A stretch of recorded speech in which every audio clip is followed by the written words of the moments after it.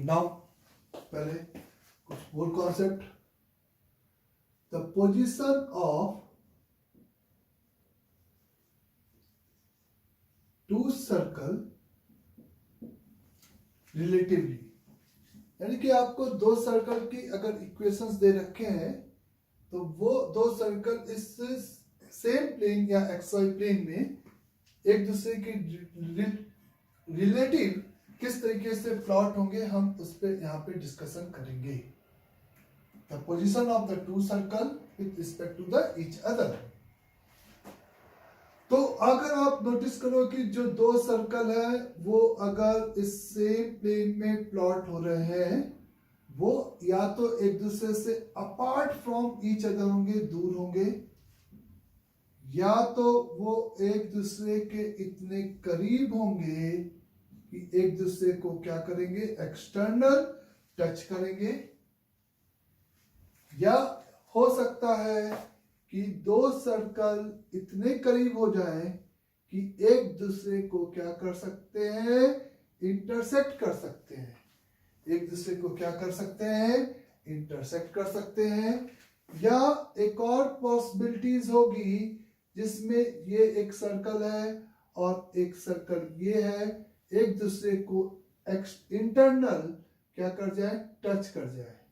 और सोचते हैं तो हो सकता है कि one of the circle is completely lie inside of the other circle. Completely lie inside of the circle होने का ये मतलब नहीं कि कॉन्सेंट्रिक होना जरूरी है, नॉन कॉन्सेंट्रिक सर्कल भी हो सकता है। कॉन्सेंट्रिक मतलब जिनके सेंटर सेम हो, ये कोई जरूरी स्टेटमेंट नहीं है। तो अगर अपन इस दो सर्कल की रिलेटिव पोजीशन देखते हैं इस एक्स वाई प्लेन में, तो हमें ये पॉसिबिलिटीज देखने को मिलेंगी 5। अब ये किस तरीके से डिपेंड करेगा, अगर अपन को सर्कल की इक्वेशंस गिवन है और अपन को डिसाइड करना है कि ये कौन सी पॉसिबिलिटी रखेगा, या एग्जामिनर ने कह दिया कि किसी आर्बिट्री कांस्टेंट की वैल्यू निकालो जिसके लिए गिवन टू सर्कल इनमें से कोई भी एक कांस्टेंट को फुलफिल करे। तो इसके लिए हम 3 पैरामीटर निकालते हैं। सबसे पहले इसके सेंटर के बीच का क्या निकालते हो, डिस्टेंस। यहां पे d is represent the distance between centres. d आप क्या रिप्रेजेंट करते हो, सेंटर्स के बीच का डिस्टेंस। तो C1 और C2 के बीच का ये जो डिस्टेंस है वो अगर आप नोटिस करो तो ये इसका रेडियस R1 है और एक रेडियस R2 है। ये 3 पैरामीटर पर पोजीशन डिपेंड करती है। तो अगर दो circle apart from each other है तो उस केस में आप बोल सकते हो कि D का जो वैल्यू है, सेंटर्स के बीच का जो डिस्टेंस है, distance between centre of circles, है ना, उसके लिए D का value must be greater than R1 plus R2 होगा। यहाँ पे D आपका मस्ट बी क्या होगा, greater than R1 plus R2 के होगा। जब दोनों सर्कल एक दूसरे को एक्सटर्नल टच करेंगे, तो कब करेंगे बच्चे अगर बोला जाए तो अपने आप अगर तुम कंक्लूड करो तो सेंटर्स के बीच का जो डिस्टेंस है वो आपका इक्वल होगा इस सर्कल का रेडियस और इस सर्कल का रेडियस, यानी कि R1 प्लस R2 के बराबर होगा। कब, जब एक्सटर्नल टच करेंगे।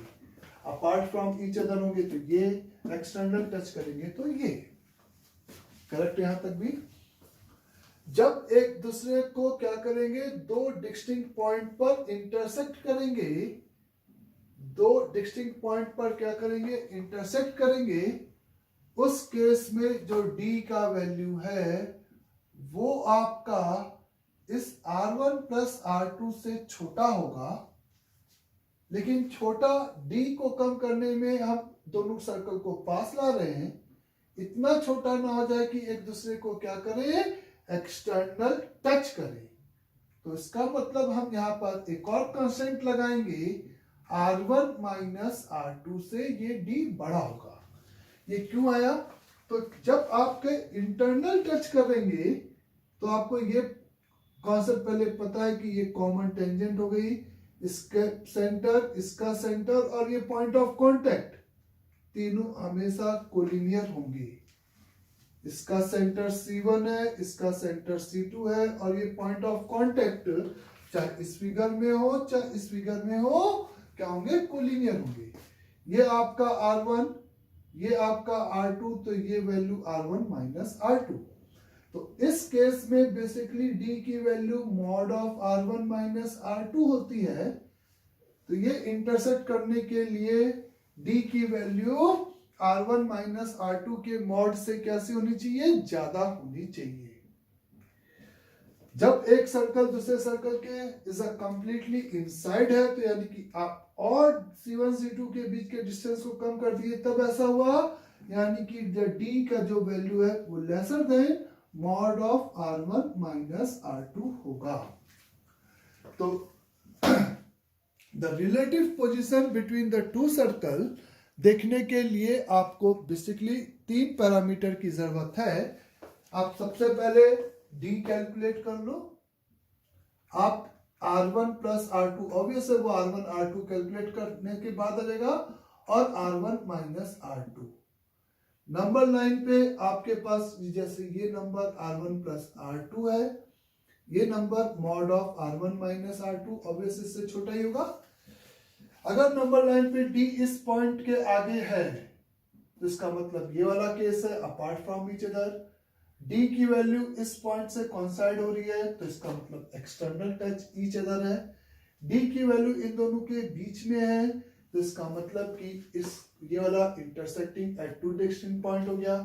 अगर D की वैल्यू इसके बीच बराबर है, तो यानी कि इंटरनल टच वाला केस हो गया।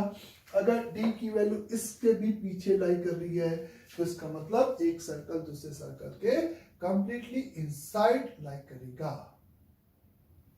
द नंबर ऑफ, इसी में एक और कॉन्सेप्ट की अगर हम बात करें कि सबसे पहले the number of common tangent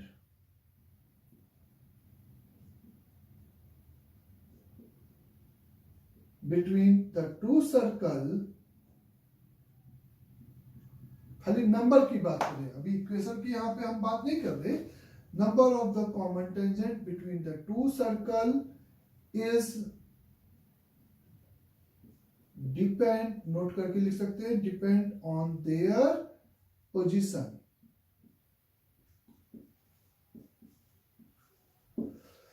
और किस तरीके से आपका डिपेंड करेगा बच्चे?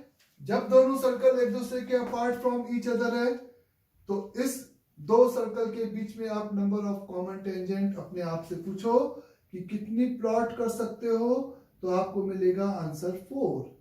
एक इस तरीके से और एक इस तरीके से, एक इस तरीके से बच्चे, जिसको आप ट्रांसवर्स कॉमन टेंजेंट बोलते हो, और एक इस तरीके से। आई बात समझ में? तो इस केस में नंबर ऑफ कॉमन टेंजेंट आपकी कितनी हो जाएगी? 4 हो जाएगी। कब? जब आपका दो circle apart from each other होंगे, और अपार्ट फ्रॉम ईच अदर कब होंगे? ये बात सभी को क्लियर, जब D यानी कि सेंटर्स के बीच का जो डिस्टेंस है वो R1 प्लस R2 से बड़ा होगा।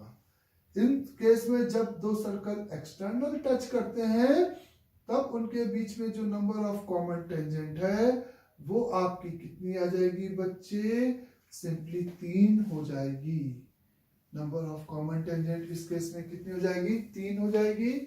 जब दो सर्कल एक दूसरे को इंटरसेक्ट करते हैं, तो नंबर ऑफ कॉमन टेंजेंट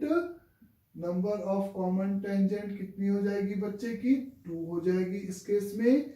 जब एक दूसरे को इंटरनल टच करते हैं, तो नंबर ऑफ कॉमन टेंजेंट कितनी हो जाएगी? 1। और जब एक सर्कल दूसरे सर्कल के कंप्लीटली इनसाइड लाई करेगा, तो number of common tangent is equal to 0। तो number of common tangent is depend on their position of the circle. ये स्टेटमेंट याद रहेगा सभी को। The position of the circle पे डिपेंड करता है नंबर ऑफ कॉमन टेंजेंट। दूसरा, अगर अपन को जब दो सर्कल टच कर रहे हैं, चाहे तो एक्सटर्नल करें चाहे इंटरनल करें, तो अगर इस पॉइंट ऑफ कांटेक्ट का कोऑर्डिनेट चाहिए तो फिर से मैं क्या लगाऊंगा, सेक्शन फॉर्मूला। ये अल्फा 1 बीटा 1, ये अल्फा 2 बीटा 2, R1 और R2 के रेशियो में ये क्या काम करेगा, इंटरनल डिवाइड करेगा। और इस केस में पॉइंट ऑफ कांटेक्ट के लिए R1 और R2 के रेशियो में एक्सटर्नल डिवाइड करेगा। ये क्योंकि R1 है, यहां से यहां तक की लेंथ कितनी है बच्चे, R1, और यहां से यहां तक की लेंथ कितनी है, R2। तो अगर ये सेंटर अपन को पता है और पॉइंट ऑफ कांटेक्ट की जरूरत है, तो अपन सिंपल यहां पर क्या लगाएंगे, सेक्शन फॉर्मूला अप्लाई करेंगे। तो दो the relative position between the two circle अपना इस बात पर डिपेंड करता है, और नंबर ऑफ कॉमन टेंजेंट उनकी पोजीशन पे डिपेंड करता है, और पोजीशन वही D R1 प्लस R2 और R1 माइनस R2 पर इस तरीके से सिंपली डिपेंड होते हैं। आई बात यहां तक अच्छे से आप लोग को। अगर इसी पे पहले बेस प्रॉब्लम की अगर हम बात करते हैं बच्चे, तो वो प्रॉब्लम अगर कंसीडर किया जाए कुछ इस तरीके से, सबसे पहले फाइंड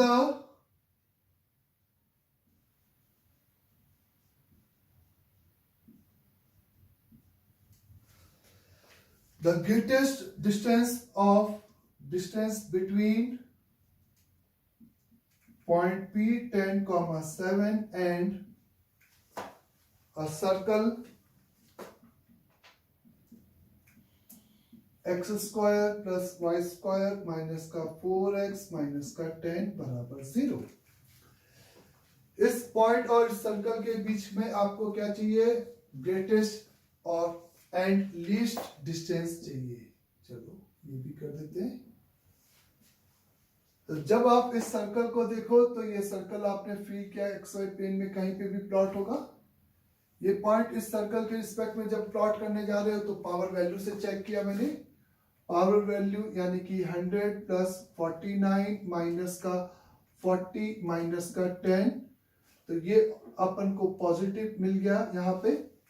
इसका मतलब ये पॉइंट इस सर्कल के बाहर कहीं पे भी लाई करेगा 10,7। और आपको इस पॉइंट और सर्कल के बीच का मिनिमम डिस्टेंस अगर चाहिए तो आपको ये सेंटर से एक लाइन ड्रॉ कर दिया, तो ये आपको मिनिमम डिस्टेंस देगा, और ये इस फिगर में मैक्सिमम डिस्टेंस देगा सर्कल और पॉइंट के बीच में। और जिसको निकालने के लिए आप PC प्लस रेडियस और PC माइनस रेडियस करते हो। सेंटर का कोऑर्डिनेट यहां पर बच्चे सिंपली 2,0 हो जाएगा। तो PC का वैल्यू यहां पर कितना हो जाएगा, अंडर रूट 10 माइनस 8 64 प्लस का 49, तो 3 और 3, this is equal to under root 113। तो इज द ग्रेटेस्ट डिस्टेंस या मैक्सिमम डिस्टेंस कितना बोलोगे, PC प्लस रेडियस। अच्छा, रेडियस और जरूरत पड़ेगी आपको। Radius of the circle is equal to यहां से 2 का स्क्वायर यानी कि 4 प्लस का 10 यानी कि रूट का 14 शायद।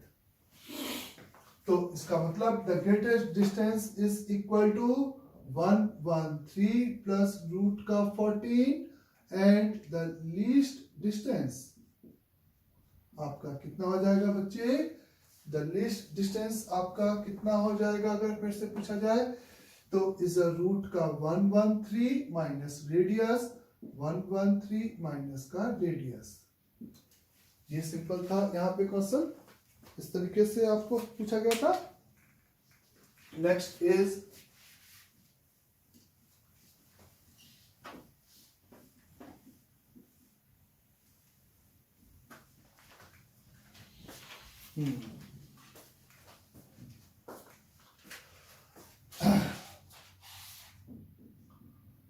find value of A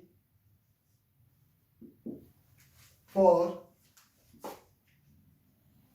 a point A minus 1 comma A plus 1 lie in the larger segment of the circle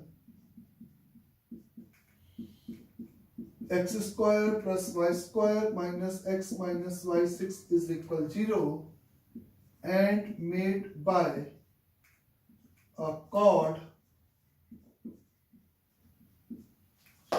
whose equation is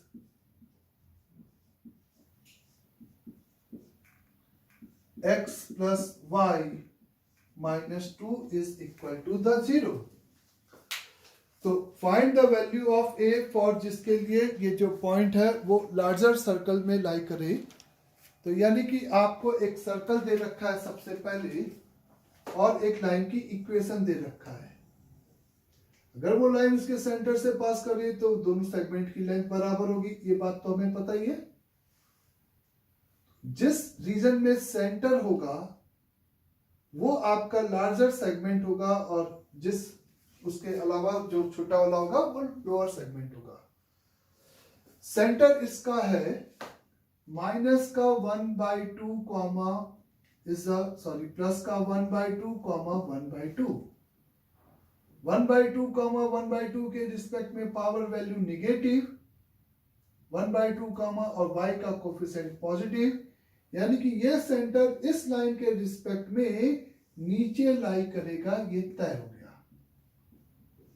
अगर एक पॉइंट मैंने जब भी कहा कि जितना रिलेटिव फिगर प्लॉट करोगे उतना आपको सुविधा होगी।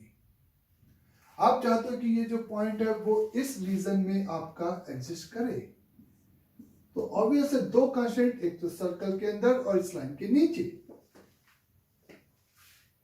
सर्कल के अंदर के लिए आप सिंपली क्या करोगे, पावर वैल्यू को लेसर देन 0, तो यहां पे x और y की जगह पर गिवन पॉइंट को पुट कर दोगे। a माइनस 1 का whole square plus a plus 1 का होल स्क्वायर माइनस का a minus 1, a plus 1 minus का 6 should be lesser than 0। First condition ये सॉल्व करेंगे। सेकंड, ये जो पॉइंट है वो इस लाइन के नीचे हो जाए, या ये पॉइंट और सेंटर अगर फिगर नहीं बनाते तो पॉइंट और ये सेंटर इस लाइन के रिस्पेक्ट में सेम साइड में हो जाए। और जब पॉइंट और सेंटर यानी कि दो पॉइंट सेम साइड में होते तो पावर वैल्यू का प्रोडक्ट ग्रेटर देन 0 करते हैं हम लोग। तो यहां पर आप कहते हो a minus 1 plus a plus 1 minus का 2, इस पॉइंट के रिस्पेक्ट में इसकी पावर वैल्यू होगी 1/2 प्लस 1/2 माइनस का 2 शुड बी ग्रेटर देन 0, या सीधे इसकी जगह पर this should be lesser than 0। तो बेसिकली ये निगेटिव है, उधर जाके लेसर देन 0, एक ही बात हो गई बच्चे। और इन दो इनइक्वालिटीज को इंटरसेक्शन लेकर इसको पहले क्वाड्रेटिक बनेगी, उसको सॉल्व करेंगे। इसका इंटरसेक्शन इसके साथ लेते हुए दोनों को हम लोग सॉल्व कर सकते हैं करस्पॉन्डिंग वैल्यू ऑफ ए के लिए, करस्पॉन्डिंग वैल्यू ऑफ ए के लिए। Understand? Find the value of A. Next problem is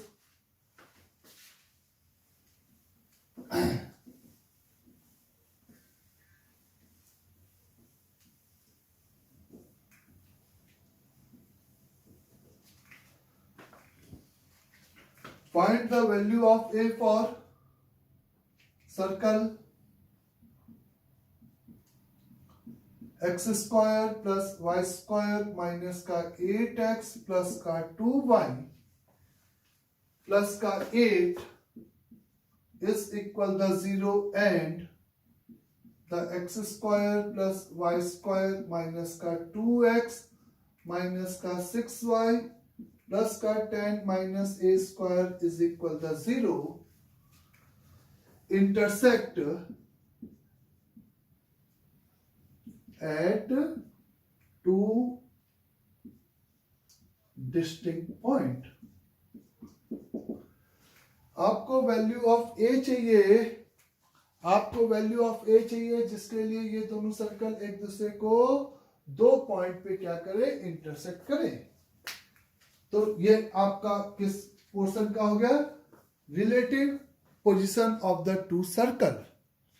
तो अगर 2 डिस्टिंक्ट पॉइंट पर ये 2 सर्कल आपस में इंटरसेक्ट करना चाहते हुए, तो इसके लिए अपन के पास जो कंडीशन थी वो कंप्लीट कंडीशन थी, the D should be lesser then r1 plus r2 and mod of r1 minus r2।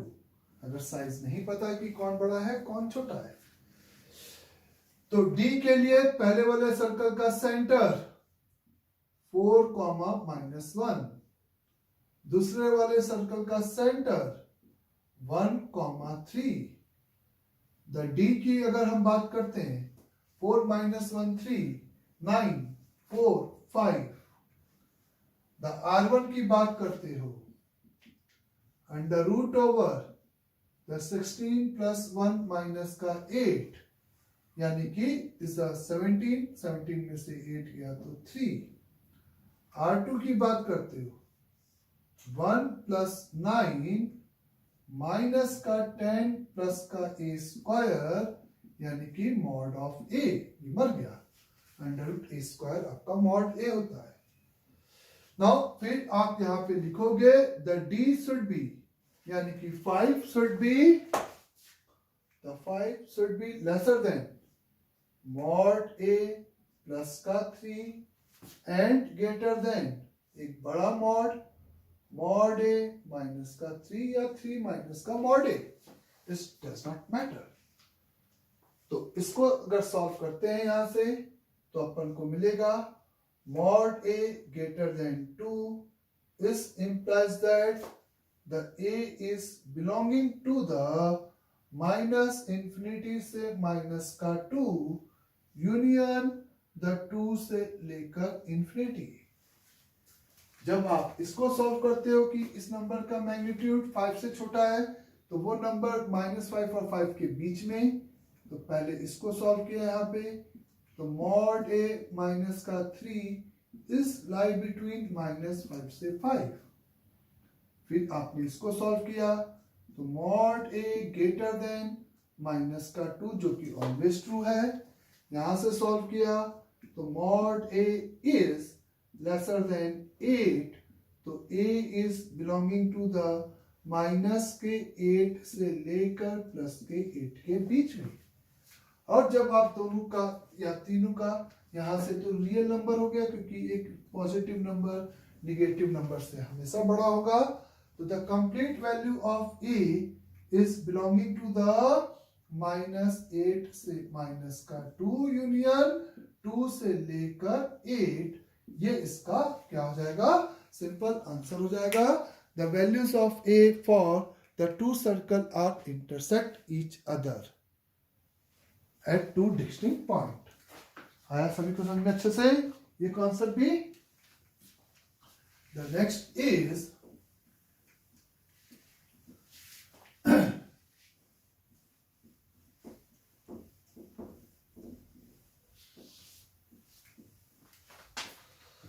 find the equation of a circle. Find equation of circle whose radius is equal to 3 and touch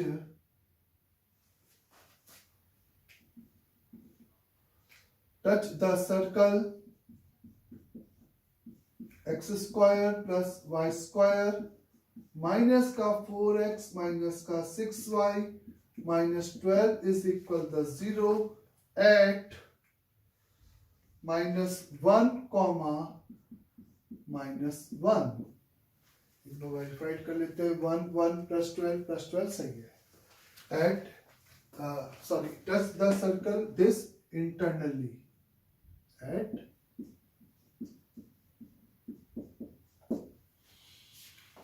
एक ऐसे circle की equation चाहिए, एक ऐसे circle की equation चाहिए जो कि गिवन सर्कल को क्या कर रहा है, टच कर रहा है एट गिवन पॉइंट पर और जिसका रेडियस कितना है बच्चे 3।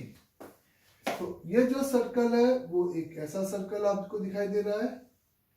इसी सर्कल पर एक पॉइंट मैंने -1, -1 दे रखा है और इसको टच कर रहा है इस पॉइंट पे जिसका रेडियस कितना है 3 यूनिट है। क्वेश्चन क्लियर सभी को? इंटरनल इसलिए अंदर प्लॉट किया। तो इस सर्कल का इक्वेशन लिखने के लिए अपन को इसका सेंटर की जरूरत पड़ेगी और उस कॉन्सेप्ट को याद करें, जब दो सर्कल टच कर रहे हैं तो ये पॉइंट ऑफ कांटेक्ट और देयर सेंटर हमेशा यहाँ पे क्या होंगे? कोलिनियर होंगे। रिक्वायर्ड सर्कल के सेंटर को मैंने अल्फा कॉमा बीटा एज्यूम कर लिया और इस वाले सर्कल का सेंटर तो अपन को गिवन है। कितना गिवन है बच्चे? सिंपली यहाँ पे 2,3 गिवन है। बड़े वाले सर्कल का रेडियस यहाँ पे कितना हो जाएगा? कैपिटल आर की अगर आप बात करते हो, अपने आप से पूछो, तो 4 + 9 प्लस का 12 यानी कि 13, तो 5। यहां से यहां तक की लेंथ कितनी? 5। यहां से यहां तक की लेंथ 3, तो ये आपका कितना हो जाएगा? 2 और ये 3। तो आप इंटरनल रेशियो लगा सकते हो अल्फा बीटा को निकालने के लिए। तो अल्फा इज इक्वेट विथ सीधे 2 मल्टीप्लाइड बाई -1 प्लस ये समझ में आ रहा है 3, 6 डिवाइडेड बाई 5 यानी कि 4/5 and beta is equal the 2 minus का 1, 3 प्लस का 9 अपॉन 2 + 3 यानी कि 5 यानी कि 7/5। तो आपके पास उस छोटे वाले सर्कल का जो सेंटर है वो 4/5, 7/5 आ जाएगा C2। और आपको रेडियस पहले से एग्जामिनर ने दे रखा था, तो आप आराम से उस सर्कल की इक्वेशन लिख सकते हो जो कि अपन को यहाँ पे रिक्वायर्ड है। उस सर्कल की इक्वेशन हम डायरेक्टली यहाँ पे लिख सकते हैं। यही बात समझे सभी को? Next is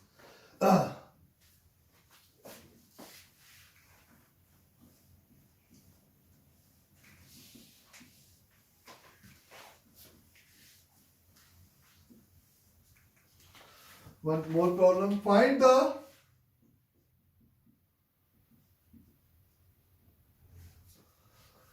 Find the equation of actually find the number of common tangent between drawn to the circle x² plus y² plus का 2x plus का 8y minus का 23 is equate with 0 and x² plus y² minus का 4x minus का 10y plus का 19 is equal to 0। जैसा कि मैंने concept में बताया आपको कि number of the common tangent is depend on their position, और पोजीशन आपकी डिपेंड करती है D और R1 + R2 और R1 - R2। तो पहले सर्कल का सेंटर -1, -4, रेडियस √1 + 16 प्लस का 23 यानी कि आपके पास ये कितना हो गया? 17, 30, 40 यानी कि रूट का 40। ये आपके पास 2√10 देख लेते हैं। ये आया R1 आपका सिंपल 17, देख लो सही है, 7, 3 सही है। C2 दूसरे सर्कल का सेंटर आपका 2,5 हो गया और रेडियस R2 हो गया √4 + 25 माइनस का 19, तो 29 - 19 यानी कि 20, 29 - 19 यानी कि 10, तो रूट का 10 आ गया। एक बार समझे यहां तक? द D दोनों सर्कल्स के बीच का distance the d is equal under root over -1 -2 यानी कि 3 तो 9 हो जाएगा बच्चे, -4 -5 यानी कि 5 तो 25 हो जाएगा। ये 3 का स्क्वायर 9, 25 और 25 यानी कि रूट का 34। तो R1 प्लस R2 कितना हो गया बच्चे का, ये चेक कर लेते हैं अपन। R1 प्लस R2 कितना आ जाएगा, 3 रूट का 10। R1 माइनस R2 का मॉड कितना आ जाएगा नंबर लाइन पे, वो रूट का 10 आ गया। 9 यानी कि ये रूट का 90 लिखा है, ये रूट का 10 लिखा है, तो रूट का 34 इन दोनों के बीच का नंबर हो गया। तो इसका मतलब दोनों सर्कल एक दूसरे को क्या कर रहे हैं, दोनों सर्कल एक दूसरे को सिंपली इंटरसेक्ट कर रहे हैं। और अगर इंटरसेक्ट कर रहे हैं तो number of the common tangent आपकी कितनी हो जाएगी बच्चे, यहाँ पे 2 हो जाएगी। नंबर ऑफ कॉमन टेंजेंट यहाँ पे किसके बराबर हो जाएगी, इज 2 के बराबर होगी। अंडरस्टैंड यहाँ तक। तो ये दो सर्कल की रिलेटिव पोजीशन को लेकर, या अपन को जब भी एक सर्कल दूसरे सर्कल को टच कर रहा है तो पॉइंट ऑफ कांटेक्ट की जरूरत है, या ऐसे कोई भी प्रॉब्लम है तो हम इसमें इस कॉन्सेप्ट को अप्लाई करते हैं। क्लियर यहाँ तक।